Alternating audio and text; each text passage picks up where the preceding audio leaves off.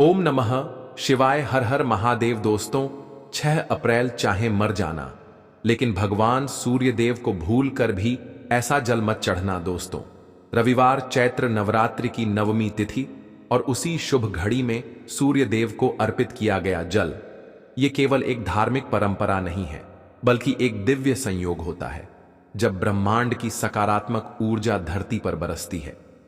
लेकिन क्या आप जानते हैं, अगर इस पावन क्षण में आपने भूल से भी एक गलती कर दी, तो उसका असर केवल आपकी पूजा पर नहीं, बल्कि पूरे जीवन पर पड़ सकता है। धन का अभाव, स्वास्थ्य की समस्या और घर में लगातार अशांति, ये सब एक छोटी सी गलती का परिणाम बन सकते हैं। इसलिए इस वीडियो में हम आपको बताएंगे वो 5 बड़ी गलतियां जो रविवार नवमी तिथि के दिन सूर्य देव को जल चढ़ाते समय भूल कर भी नहीं करनी चाहिए। तो वीडियो को अंत तक जरूर देखिए, क्योंकि ये सिर्फ एक जानकारी नहीं, बल्कि एक चेतावनी है हर उस भक्त के लिए जो देवी मां और सूर्य देव की कृपा पाना चाहता है। कि कई लोग सुबह सुबह उठकर सूर्य देव को जल जरूर चढ़ाते हैं, लेकिन कई लोगों को सूर्य देव को जल चढ़ाने की सही विधि और नियम नहीं पता होता, और आप लोग गलत तरीके से सूर्य भगवान को जल चढ़ा देते हो, जिससे कि सूर्य भगवान को जल चढ़ाने या ना चढ़ाने का कोई मतलब नहीं होता है, जिससे कि उनका सूर्य खराब स्थिति में चला जाता है और कई प्रकार की मुसीबत का सामना भी करना पड़ सकता है। तो दोस्तों, आज के इस वीडियो में हम आपको बताएंगे कि सूर्य भगवान को जल देने की सही विधि और नियम क्या होता है। इसी के साथ हम जानेंगे कि सूर्य भगवान को जल चढ़ाते समय किन बातों का विशेष ध्यान रखना चाहिए, जिससे कि हमारे जीवन में किसी प्रकार की कोई परेशानी न आए। इसी के साथ हम आपको बताएंगे कि सूर्य भगवान को जल देने वाले लोटे में कौन सी चीज डालकर जल चढ़ाना चाहिए, जिससे कि आपकी जो मनोकामना हो वह पूर्ण हो जाए और आपके जीवन में धन दौलत की कमी ना हो। दोस्तों, गुरु जी कहते हैं कि सूर्य देवता आत्मा के कारक माने जाते हैं। जब सूर्य अच्छी स्थिति में होता है तो हमारे आत्मविश्वास में वृद्धि होती है, पिता से हमारे संबंध अच्छे होते हैं, पिता का स्वास्थ्य अच्छा होता है, पिता का पूर्ण सुख हमें प्राप्त होता है, धन संतान प्राप्ति में कोई बाधा नहीं आती है, संतान की प्राप्ति होती है। दोस्तों, गुरुजी यह भी कहते हैं कि जब सूर्य हमारी कुंडली में होता है तो सूर्य की तरह हमारा भाग्य भी चमकता है।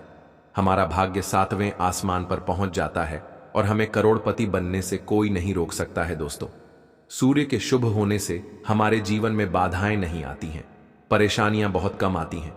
अगर आपकी जन्म कुंडली में बहुत सारे राज्य योग भी लगे हो और सूर्य देव कमजोर स्थिति में हो, तो किसी भी राज्य योग का आपको कोई फल प्राप्त नहीं होता है। लेकिन सिर्फ सूर्य देव भी मजबूत स्थिति में हो तो कितने भी दुर्भाग्य आपकी जन्म कुंडली में लगे हो, मात्र सूर्य देव की कृपा से आपको राज्य योग की प्राप्ति होती है, सभी प्रकार की सुखों की प्राप्ति हो जाती है। धन संतान मान सम्मान नौकरी शासन प्रशासन से आपको लाभ प्राप्त होता है। मतलब आप अपने जीवन में जो भी कामना रखते हैं, जो भी आपके इच्छाएं होती हैं, वह मात्र सूर्य देव की कृपा से पूर्ण हो जाती है। दोस्तों, सूर्य का हमारे जन्म कुंडली में अच्छा होना बहुत ही आवश्यक होता है, लेकिन अगर हमारी जन्म कुंडली में किसी भी प्रकार से सूर्य कमजोर है तो हमें उनको प्रसन्न करने का, उनको शुभ बनाने का, मजबूत बनाने का उपाय जरूर करना चाहिए। और बहुत ही आसान उपाय होते हैं सूर्य देव को मनाने का और मजबूत करने का। तो दोस्तों, आज के इस वीडियो में हम आपको बताने वाले हैं ऐसे ही कुछ बहुत अचूक आसन और चमत्कारी उपाय के बारे में, जो अगर आप करते हैं रविवार के दिन या फिर किसी भी दिन नियमित अपने दिनचर्या में शामिल कर लेते हैं, तो शीघ्र ही आपके जीवन में सभी प्रकार के सुखों की प्राप्ति होगी। सभी प्रकार शुभकामनाएं, चाहे वह धन से संबंधित हो, संतान से संबंधित हो, व्यापार या शिक्षा से संबंधित हो, या आत्मसम्मान आपको चाहिए, समाज में मान प्रतिष्ठा चाहिए, सभी प्रकार के सुखों की प्राप्ति इन उपाय के द्वारा आपको हो जाती है। क्योंकि सूर्य जब मजबूत होते हैं तो दुनिया की हर वह चीज हासिल हो जाती है। इसी के साथ हम आपको सूर्य देव की स्थिति को मजबूत करने का उपाय भी बताएंगे। तो आप लोग अपने फायदे के लिए वीडियो को अंत तक जरूर देखिएगा। और हाँ दोस्तों, आप लोग वीडियो देख लेते हो लेकिन वीडियो को लाइक और चैनल को सब्सक्राइब नहीं करते हो, तो आपसे हाथ जोड़कर रिक्वेस्ट है कि वीडियो को लाइक और चैनल को सब्सक्राइब जरूर करें। इससे हमें मोटिवेशन मिलता है जिससे कि हम आप लोगों के लिए और अच्छे अच्छे वीडियो बना पाते हैं। तो चलिए दोस्तों, अब हम बात करते हैं उन उपायों के बारे में। दोस्तों, कहा जाता है कि रविवार का दिन भगवान सूर्यदेव को ही समर्पित होता है। रविवार के दिन भगवान सूर्यदेव की पूजा करना बहुत ही अधिक लाभदायक होता है। वैसे तो हमें प्रतिदिन ही सूर्यदेव की पूजा करनी चाहिए, लेकिन रविवार के दिन विशेष रूप से भगवान सूर्यदेव की पूजा कर लेनी चाहिए। तो आपको बता दें कि एक तांबे का पात्र लेना है। उस तांबे के पात्र में आपको जल भरकर भगवान सूर्यदेव को हर रविवार को अर्पित करना है। अगर दोस्तों आप प्रतिदिन नहीं कर पाते हैं तो रविवार को जरूर करें। वैसे आपको प्रतिदिन सूर्यदेव को जल जरूर देना चाहिए। अगर आप कोई भी पूजा नहीं कर पाते हैं, काम के चलते समय नहीं है आपके पास, तो सिर्फ स्नान करने के बाद सूर्यदेव को जल भी अर्पित कर देते हैं, तब भी आपके जन्म कुंडली के ग्रह दोष समाप्त हो जाते हैं और आपको जो भी परेशानी होती है उन परेशानियां से मुक्ति मिलती है। जब आप सूर्यदेव को जल अर्पित करते हैं तब आप गायत्री मंत्र का जाप करें, इससे नकारात्मक ऊर्जा दूर होती है। रविवार के दिन सुबह दोस्तों जब आप सूर्योदय को अर्घ देते हैं तो उसमें थोड़ा सा गुड़ मिला लीजिए। इससे क्या होगा वह भी जान लीजिए। इससे आपके सभी कामनाएं पूर्ण होगी। अगर आप भगवान सूर्यदेव को जल अर्पित करते हैं, उसमें थोड़ा सा गुड़ मिलाकर अर्पित करते हैं, तो आपकी सभी कामनाएं पूर्ण हो जाती हैं। दोस्तों, जब आप सूर्यदेव को सुबह जल देते हैं तो जल देते समय आपको गायत्री मंत्र का जाप करना है और उसके अलावा आपको भाग्य का साथ चाहिए। तो रविवार के दिन गुड़ और चावल का दान करना अच्छा माना जाता है। गेहूं का दान भी आप कर सकते हैं। गेहूं और गुड़ का दान करना बहुत ही श्रेष्ठ माना जाता है और आत्मविश्वास आपका कमजोर होता जा रहा है। तो ऐसे में आपको चाहिए कि रविवार के दिन अपने माथे पर लाल चंदन का तिलक लगाएं। लाल चंदन जल में डालकर भगवान सूर्यदेव को अर्घ दे दीजिए और अपने माथे पर भी आपको लाल चंदन का तिलक लगाना है। दोस्तों, भगवान सूर्यदेव की कृपा प्राप्त करना चाहते हैं तो लाल मसूर की दाल किसी ब्राह्मण को रविवार के दिन दान दीजिए। अगर आप किसी ब्राह्मण को लाल मसूर की दाल दान करते हैं तो इससे आपके जन्म कुंडली के ग्रह दोष दूर होते हैं। आपको बहुत ही शीघ्र लाभ हो जाता है, ग्रह दोष से मुक्ति मिल जाती है। रविवार के दिन गुड़ खाकर किसी काम पर निकलना चाहिए। जैसे प्रातः कल आप थोड़ा सा गुड़ खा लेते हैं तो इससे सूर्यदेव बलवान हो जाते हैं। और गुड़ और चावल से बनी हुई खीर अगर आप सूर्यदेव को चढ़ाते हैं तो इससे दिन भी बहुत अच्छा हो जाता है। भगवान सूर्यदेव को अर्पित करने के बाद आप यह खीर प्रसाद स्वरूप स्वयं भी खा सकते हैं। इससे आपकी तरक्की होती है, जीवन में आपको सफलता की प्रताप होती है। व्यापार हो, नौकरी हो, हर जगह आपको तरक्की मिलती है। दोस्तों, कमेंट बॉक्स में सूर्य भगवान जरूर लिखें। दोस्तों, सूर्य देव के लिए एक लाइक तो बनता है। चलिए दोस्तों, अब आगे बढ़ते हैं। अगर किसी जातक की कुंडली में सूर्य ग्रह कमजोर है तो उससे रविवार के दिन सूर्य देव की पूजा विशेष रूप से करनी चाहिए। सूर्य देव की कृपा पाने के लिए जातक को शुक्ल पक्ष के दिन किसी भी नदी में चावल और गुड़ को प्रवाहित करना चाहिए। दोस्तों, यदि अगर आपके घर में कोई बीमार है तो वह सूर्य देव को तांबे के पात्र में रोली और लाल फूल डालकर अर्पित करें। लाल फूल आप कोई भी ले सकते हैं। गुलाब का, गुड़हल का, जो भी लाल पुष्प उपलब्ध हो उसको तांबे के पात्र में डालकर थोड़ी सी रोली या लाल चंदन डाल सकते हैं। ऐसा करने से सूर्य ग्रह अच्छी स्थिति में हो जाता है तो आप में विश्वास बढ़ता है। सूर्य देव आत्मा के कारक है और जब हमारा आत्मविश्वास बढ़ता है, रोग से मुक्ति मिलती है, नकारात्मक शक्तियों से छुटकारा मिल जाता है। दोस्तों, आपके मान सम्मान में कोई भी कमी ना हो। जैसे हमने शुरू में ही कहा था, यदि आपको संतान चाहिए, मान सम्मान चाहिए, आत्मविश्वास चाहिए, शिक्षा में सफलता चाहिए, नौकरी में सफलता चाहिए, सरकारी नौकरी चाहिए, जीवन में आपकी कोई भी समस्या हो, उस समस्या से मुक्ति पाने के लिए आपका आत्मविश्वास बलवान होना बहुत ही आवश्यक होता है। दोस्तों, अगर आपके अंदर आत्मविश्वास होगा तो आप किसी भी समस्या से मुक्ति कर लेंगे। और आत्मविश्वास की प्राप्ति तभी होती है जब सूर्य हमारी जन्म कुंडली में अच्छे स्थिति में होते हैं। एक बहुत ही अचूक उपाय हम आपको बताने वाले हैं। यह आप जरूर कीजिए कि आप सूर्य देव को प्रतिदिन जल चढ़ाएं भी। जल चढ़ाएं। उस समय अपना मुख पूर्व दिशा की ओर करके चढ़ाएं। सूर्य देव को जल अर्पित करने से पहले लोटे में अक्षत, रोली, फूल इत्यादि डाल दें। उसके बाद सूर्य भगवान को जल चढ़ाएं दोस्तों। सूर्य को जल देते समय वो आदित्य नम ओम सूर्य नमः मंत्र या उग्घ्रण सूर्य नमः मंत्र का जाप करें। सूर्य देव को जल चढ़ाने के बाद जो जल जमीन पर गिरता है उसे लेकर अपने मस्तक पर लगा लें। कहा जाता है कि ऐसा करने से सूर्य देव आपकी सारी इच्छाएं पूरी करेंगे। अगर आपका सूर्य कमजोर है तो नियमित रूप से सूर्य देव को जल दें। ऐसा करने से काफी लाभ मिलेगा। वास्तु के अनुसार सूर्य देव को जल चढ़ाने के लिए हमेशा तांबे के लोटे का ही इस्तेमाल करना चाहिए। इस बात का खास ध्यान रखें कि जल हमेशा सूर्योदय के दौरान ही चढ़ाएं, क्योंकि इस समय जल अर्पित करना काफी लाभदायक माना जाता है। लाल फूल भी सूर्यदेव को अर्पित करना शुभ माना जाता है। तो दोस्तों, आज के इस वीडियो में इतना ही। कमेंट में जरूर लिखें जय सूर्यदेव। इस वीडियो को लाइक करें और हमें सब्सक्राइब करना ना भूलें, जिससे कि आने कथा में भी बताया था जो भी व्यक्ति प्रदोष काल में जो भी एक दीपक प्रज्वलित कर देता है उसके घर पर धन की कमी नहीं हो सकती। देखो, यदि आपके घर के आसपास कहीं बेलपत्र का पेड़ नहीं है या घर से काफी दूर पड़ता है और आप जा नहीं सकते, तो आगे हम यह भी बताएंगे कि कैसे इस उपाय को करना है। अगर बेलपत्र वृक्ष ना हो तो देखो, अब आपको प्रदोष काल में इन दोनों चीजों को लेकर चले जाएं।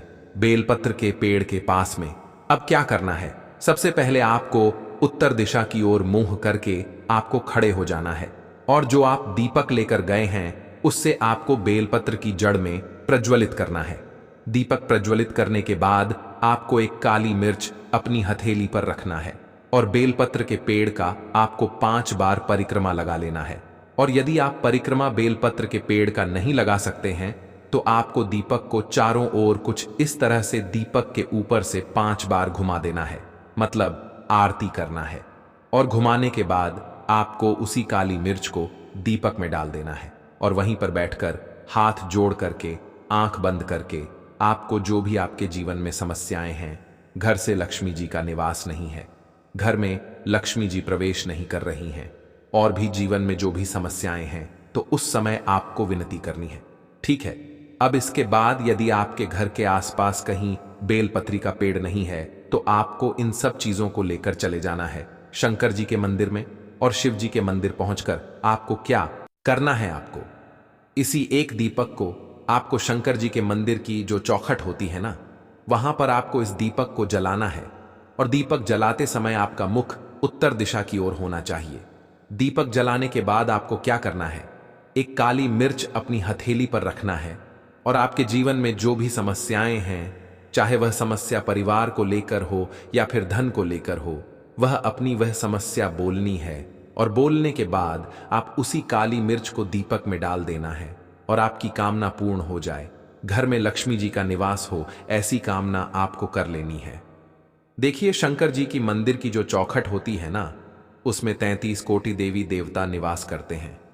यदि आप वहां पर दीपक जलाते हैं तो इससे भगवान शिव तो प्रसन्न होते ही हैं, साथ ही आपको 33 कोटि देवी देवताओं का आशीर्वाद प्राप्त होता है और वह सभी प्रसन्न होते हैं जिनकी आशीर्वाद से आपकी कामना 100% पूरी होती है। आप यह उपाय जरूर करिएगा। बहुत ही छोटा सा उपाय है, करके देखिएगा। देखिए, अब हम जान लेते हैं गुरुजी द्वारा बताए गए दूसरे उपाय के बारे में। इस उपाय के लिए आपको मात्र 2 लौंग लेनी होगी, यानी कि आपको एक लौंग का जोड़ा लेना है। 2 फूल वाली आपको लौंग लेनी है। लौंग का जोड़ा कहीं से भी खंडित नहीं होना चाहिए, इस बात का ध्यान रखें। इसी के साथ में आपको लेना होगा लाल चंदन का पाउडर। देखिए, यदि आपके पास लाल चंदन की लकड़ी है तो उसे घिसकर भी आप चंदन के रूप में प्रयोग कर सकते हैं। यदि पाउडर है तो उसका भी आप अपने उपाय के लिए प्रयोग कर सकते हैं। देखिए, चंदन जो है वह तेज का प्रतीक माना गया है और साथ ही साथ जीवन के अंधकार को दूर करने का प्रतीक माना गया है। अब इसी के साथ में आपको मात्र एक तांबे के पात्र के अंदर शुद्ध जल लेना होगा अपने घर से। अब दोस्तों, ये तीनों सामग्री लेकर के सीधे आपको पहुंच जाना होगा भगवान शिव के मंदिर में। देखिए, इसी के साथ में आपको एक गोल बाती का दीपक भी लेना होगा। दीपक आप मिट्टी का भी ले सकते हैं। शुद्ध घाटा मढ़कर उसका भी तैयार कर सकते हैं। और दीपक में आपको शुद्ध घी का प्रयोग करना है। लेकिन जैसे ही आप इन सभी सामग्रियों को मंदिर में लेकर के पहुंचेंगे, मंदिर में जैसे ही आप चौखट के वहां पर पहुंचेंगे, तो मंदिर की चौखट के सीधी तरफ आप जो अपने साथ एक गोल बाती का दीपक लेकर के आए हैं, उसे आपको सबसे पहले तो प्रज्वलित कर देना है। यानी कि जैसे ही आप मंदिर की चौखट के वहां पर प्रवेश करते हैं, तो उसके सीधी तरफ आपको यह गोल बाटी का दीपक प्रज्वलित कर देना है। अब देखिए, जैसे ही आप यह दीपक प्रज्वलित करेंगे, तो आपकी जो भी मनोकामना है उससे आपको बोल देना है। आप इस दीपक को इस प्रकार से प्रज्वलित करने के बाद इन सभी सामग्रियों को आपको शिवलिंग के पास में लेकर पहुंच जाना है। अब देखिए दोस्तों, आपके पास जो एक तांबे के पात्र के अंदर शुद्ध जल है, उसमें से आपको केवल आधा लोटा जल ही भगवान शिव के शिवलिंग पर अर्पित करना है। आधा लोटा जल आपको उसी पत्र के अंदर बचा लेना है। अब दोस्तों, आपके पास जो 2 लौंग है, यानी कि एक लौंग का जोड़ा है, उससे आपको अपना नाम और अपने गोत्र को बोलते हुए आपकी जो भी समस्या चल रही है, आपके जीवन में जो भी परेशानी उत्पन्न हो रही है, उन्हें आपको बोल देना है। और ये जो लौंग का जोड़ा है, इसे आपको भगवान शिव के शिवलिंग पर अर्पित कर देना है। जैसे ही आप यह 2 लौंग शिवलिंग पर चढ़ाएंगे, तो अपना हाथ जो है वहां पर आपको रखना है और महादेव से आपको प्रार्थना करनी है कि मेरे जीवन की यह जो परेशानियां हैं वह सभी दूर हो जाएं। यानी कि आपके जीवन में धन की संबंधित परेशानी चल रही है, कर्ज की समस्या चल रही है, बच्चों का पढ़ाई लिखाई में मन नहीं लग पा रहा है, घर के जो आर्थिक संकट है वह सभी दूर हो, व्यापार आपका ढंग से नहीं चल पा रहा है, घर में रोग की स्थिति बनी हुई है। यानी कि जिस भी प्रकार की आपकी समस्याएं हैं, उसे आपको महादेव से बोल देना है और महादेव से इन सभी समस्याओं को दूर करने के लिए आपको प्रार्थना कर लेनी है। अब देखिए दोस्तों, आपने जो 2 लौंग शिवलिंग पर समर्पित की थी, उसे आपको वहां से उठा लेना है और इन दोनों लौंग को आपको शिवलिंग से उठा के सीधे उससे जल के पात्र के अंदर डाल देना है। यानी कि आपने आधा लोटा जल और बचाया हुआ था, उसी के अंदर आपको ये 2 लौंग डाल देनी है। और साथ में आप जो लाल चंदन लेकर के आए थे, उस लाल चंदन को भी आपको उसी पात्र के अंदर डाल देना है। यानी कि आधा लोटा जल और बचा हुआ है, तो उसी आधे लोटे जल के अंदर आपको यह लाल चंदन भी डाल देना है। अब देखिए, इस आधे लोटे जल में है जिसमें आपने 2 लौंग डाली है, लाल चंदन डाला है, उसे सीधे लेकर के आपको पहुंचना है बेलपत्र के वृक्ष के वहां पर। देखिए, बेलपत्र का वृक्ष यदि आपके घर पर है तो वहां पर आपको आ जाना है। आपके घर के आसपास कहीं भी है तो वहां पर आपको पहुंच जाना है। और उसके बाद आपका जो मुख है वह उत्तर दिशा की ओर होना चाहिए। और उसके बाद आपको अपना नाम और अपने गोत्र को बोलना है और पुनः अपने जो भी परेशानियां शिवलिंग के पास में बोली थी, उन्हें आपको वापस से बेलपत्र के वहां पर भी बोल देनी है। और यह जो आधा लौटा जल और है, इससे आपको पूरा बेलपत्र के वृक्ष की जड़ में श्री शिवाय नमस्तुभ्य इस मंत्र का जाप करते हुए समर्पित कर देना है। तो बस इतना सा उपाय आपको करना है। जो भी आपकी परेशानी है, समस्या है, उससे महादेव निश्चित ही दूर करेंगे। अब दोस्तों, हम जान लेते हैं तीसरे चमत्कारी और विशेष उपाय के बारे में। देखिए, यह उपाय बहुत ही चमत्कारी है, क्योंकि इस उपाय से आपके जीवन में तेज की वृद्धि होगी। यानी कि जीवन से जितना भी अंधकार है वह सभी दूर होगा। तो इस उपाय के लिए आपको मात्र एक गुड़ का टुकड़ा लेना है। गुड़ का टुकड़ा आपके जीवन में तेज की वृद्धि करता है और साथ ही साथ आपके जीवन से जो अंधकार है उसे दूर करता है। इसी के साथ में आपको एक चावल दाना यानी कि अक्षत का दाना लेना है। यह चावल का दाना आपके जीवन में सुख शांति को लेकर के आता है। आपके जीवन में धन की जितनी भी परेशानियां हैं उन्हें समाप्त करता है। इसी के साथ में आपको मात्र एक हरा मूंग लेना है।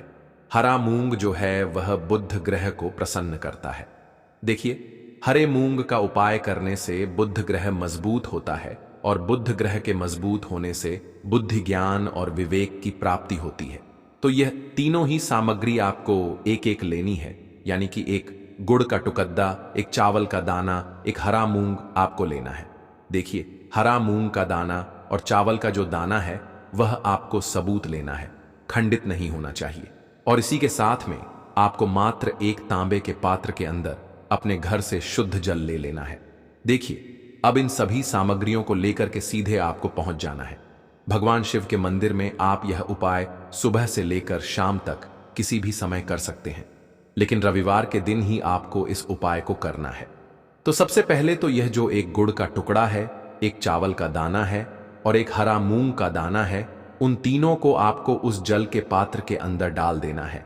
लेकिन यह जो उपाय है आपके जीवन की सारी परेशानियों को दूर करने के लिए होता है, लेकिन विशेष मनोकामना तीनों सामग्रियों से ही आपकी परिपूर्ण हो जाती है। देखिए, यदि आपके जीवन तेज होगा तो सभी आपसे वार्तालाप करेंगे, सभी आपसे बात करेंगे और आपका जो मान सम्मान है वह बढ़ता है। और चावल का जो दाना है वह धन में वृद्धि करता है, मन की शांति के लिए होता है। और हरा मूंग जो है वह बुद्धि, ज्ञान और विवेक की प्राप्ति के लिए होता है। अब देखिए, यह जो एक पात्र है, इससे आपको भगवान शिव के शिवलिंग पर धीरे धीरे अर्पित कर देना है। श्री शिवाय नमस्तुभ्यम इस मंत्र का जाप करते हुए और तुम रुकेश्वर महादेव का मन में स्मरण करते हुए। लेकिन तुम रुकेश्वर महादेव का स्मरण करने से यह जो उपाय है और अधिक प्रभावशाली हो जाता है। तो तुम रुकेश्वर महादेव का स्मरण करते हुए यह उपाय करने से आपके जीवन में जो भी अशांति है वह सभी दूर हो जाएगी। तो इस प्रकार से आपको यह सुंदर सा उपाय कर लेना है। इसके बाद बात करते हैं तीसरे उपाय की। देखो, यह उपाय बहुत ही अचूक उपाय है जो आपको करना है। देखो, इस उपाय के लिए आपको 2 दीपक लेने हैं। देखो, दोनों दीपक आपको मिट्टी के दीपक लेने हैं। उसके बाद आपको दोनों दीपक को प्रज्वलित करने के लिए आपको लंबी बाती लेनी है और यह दीपक घी और सरसों के तेल से दीपक प्रज्वलित करने हैं। यह सब लेने के बाद आपको लेना है एक कटोरी में कच्चा दूध थोड़ा सा लेना है। उसके बाद आपको लेना है 1 लोटा जल। देखो, गुरुजी ने इस उपाय के लिए बताया है कि यह उपाय आपको प्रदोष काल में करना है। कहते हैं कि बेलपत्र के वृक्ष में प्रदोष काल के समय में महादेव वास करते हैं। उस समय हम कोई भी उपाय करते हैं तो उसका फल हमें अवश्य मिलता है। देखो, अब यह सब सामग्री लेकर आपको प्रदोष काल में चले जाना है बेलपत्र के वृक्ष के वहां पर। देखो, वहां पहुंच जाने के बाद आपको सबसे पहले बेलपत्र की जड़ में सबसे पहले वह दूध जो आप लाए हैं उसे समर्पित कर देना है। उसके बाद आपको जो 1 लोटा जल जो आप लाए हैं वह आपको धीरे धीरे बेलपत्र की जड़ में समर्पित कर देना है। उसके बाद आप जो दीपक लाए हो, दोनों दीपक को आपको बेलपत्र की जड़ में बेलपत्र की तरफ मुंह करके बाती का आपको 1 दीपक घी का और 1 दीपक तेल का प्रज्वलित कर देना है। और आपकी जो भी मनोकामनाएं हैं वह महादेव को बोलना है। देखो, गुरुजी ने कहा रविवार के दिन पर बेलपत्र की जड़ में दीपक प्रज्वलित कर देता है, महादेव उसकी सभी मनोकामना पूरी कर देते हैं। देखिए दोस्तों, आज के इस वीडियो में रविवार के दिन किए जाने वाले 3 बहुत ही सुंदर से उपाय बताए हैं जो आपको करने हैं। अगर आपको हमारी यह वीडियो पसंद आई हो तो हमारे इस वीडियो को लाइक करें और कमेंट बॉक्स में लिखें हर हर महादेव, जय माम लक्ष्मी के लिए आपको लेना है 11 चावल के दाने। गुरुजी ने कहा है चावल के दाने खंडित नहीं लेने हैं, बिल्कुल साबुत होने चाहिए। उसके साथ में आपको लेना है 1 बेलपत्र। बेलपत्र का भी एक नियम है, अगर आपके पास बेलपत्र नहीं है तो आप शिवलिंग से उठाकर उसको पुनः शुद्ध जल से धोकर इस्तेमाल कर सकते हैं। इस प्रकार आपको बेलपत्र लेना है। इसके बाद आपको 1 लोटा जल लेना है। अब यह सब सामग्री लेकर आपको जाना है महादेव के मंदिर में। देखो, अब आपको उत्तर साइड में खड़े हो जाना है और सबसे पहले आपको 1 बेलपत्र अपने हाथ पर और 11 चावल दाने रखकर शिवलिंग के ऊपर अपना नाम और गोत्र बोलते हुए समर्पित कर देना है और ओम नमः शिवाय, श्री शिवाय नमस्तुभ्यम का लगातार जाप करना है। अब आपको जो 1 लोटा जल साथ में लेकर आए थे उसे धीरे धीरे बेलपत्र और चावल दाने के ठीक ऊपर आपको समर्पित करते जाना है और शिव पुराण के मूल मंत्र श्री शिवाय नमस्तुभ्यम का 11 बार जाप करना है और अपनी मनोकामना बोलते जाना है। देखो, बस छोटा सा उपाय करना है, देखना एक दिन आपके सब काम बनने लग जाएंगे। गुरुजी का बहुत ही विशेष उपाय है। चलते हैं तीसरे उपाय की तरफ। देखो, इस उपाय के लिए आपको लेना है 1 गोल बाती का दीपक। आप चाहे तो मिट्टी का ले सकते हैं या फिर घर से शुद्ध आटा मढ़कर उसका दीपक आप तैयार कर सकते हैं। इसके बाद आपको लेना है शुद्ध गाय का घी। अगर वह नहीं है तो कोई भी देसी घी इस्तेमाल कर सकते हैं जिससे आपको दीपक प्रज्वलित करना है। देखो, अब यह सब सामग्री लेकर आपको जाना है प्रदोष काल में आपके घर पर तुलसी जी के घेरे के पास में देखो। यह उपाय तो आपको अवश्य करना है। देखो, वहां पहुंचकर सबसे पहले वह दीपक आपको प्रज्वलित कर देना है और ओम नमो भगवते वासुदेवाय नमः का 11 बार जाप करना है। उसके बाद आपको अपने सीधे हाथ में थोड़ी हल्दी लेकर उस दीपक में अपना नाम और गोत्र बोलते हुए डाल देना है। उसके बाद माता लक्ष्मी से आपको प्रार्थना करना है कि हे महालक्ष्मी, हमारी सभी दुख तकलीफों को दूर करो। हे महादेव, हमारे सब दुख कष्टों को खत्म करो। इस भावना से आपको यह उपाय करना।